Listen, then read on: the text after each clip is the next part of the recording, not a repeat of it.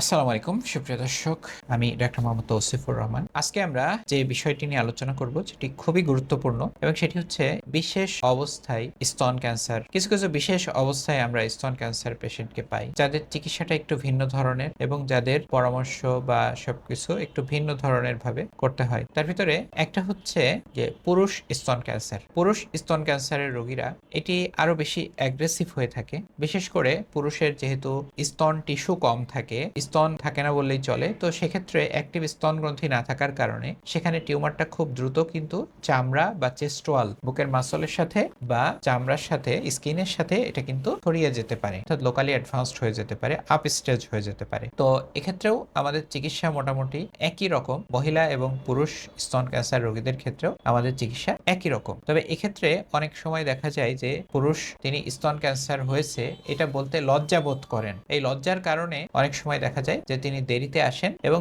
সরিয়ে নিয়ে আসেন আমাদের কাছে। একই সাথে বলা যায় যে যারা আমাদের বিশেষ গোষ্ঠী বলতে আরো কিছু মানুষ যারা দেখা যায় যে স্তন নিয়ে কথা বলতে স্বাচ্ছন্দ্য বোধ করেন না এবং স্তনে কোনো সমস্যা হলে ডাক্তারের কাছে আসেন না এবং বিভিন্ন সময় তারা দেখা যাচ্ছে যে বিভিন্নভাবে তারা চিকিৎসা গ্রহণ করেন এবং তারা হাইড করেন বাইরে থেকে, তারা তাদের রোগটাকে অনেক সময় গোপন করেন। দেখা যায় যে এর কারণে তারা তাদের রোগটি অনেক সময় বড় হয়ে আমাদের কাছে আসে এবং লোকালি অ্যাডভান্সড বা অ্যাডভান্সড স্তন ক্যান্সার, অগ্রবর্তী স্তন ক্যান্সার হয়ে আমাদের কাছে আসে যখন চিকিৎসাটা দুরূহ হয়ে পড়ে। এরপরে আরেকটি অবস্থা, সেটি হচ্ছে প্রেগন্যান্সি এবং স্তন ক্যান্সার। প্রেগন্যান্সির সময় যারা স্তন ক্যান্সারে আক্রান্ত হন অনেক সময় দেখা যায় যে তখন ব্রেস্ট টিস্যু হাইপার প্রলিফারেশন হয় এবং সন্তান বুকের দুধ খায়, অনেক সময় যে এটা বোঝাটা একটু মুশকিল হয়ে যায় এবং দেখা যায় যে সেক্ষেত্রেও তারা একটু দেরিতে আমাদের কাছে আসেন বা দেরিতে বুঝেন। আর স্বাভাবিকভাবেই যে স্তনে কোনো গোটা যদি পেইনফুল যদি না থাকে তাহলে মানুষ সেটাকে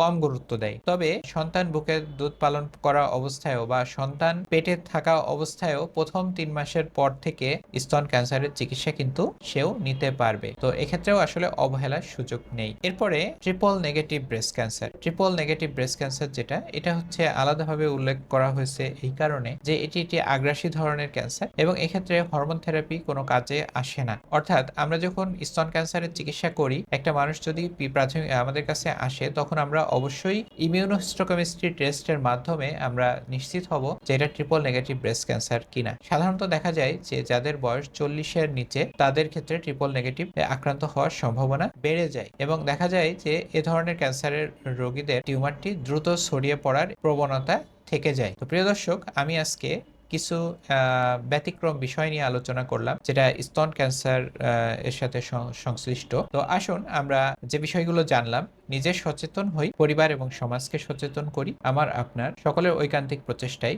দূর হোক ক্যান্সার চিকিৎসার সকল অন্তরায়। সবাই ভালো থাকবেন। আসসালামু আলাইকুম।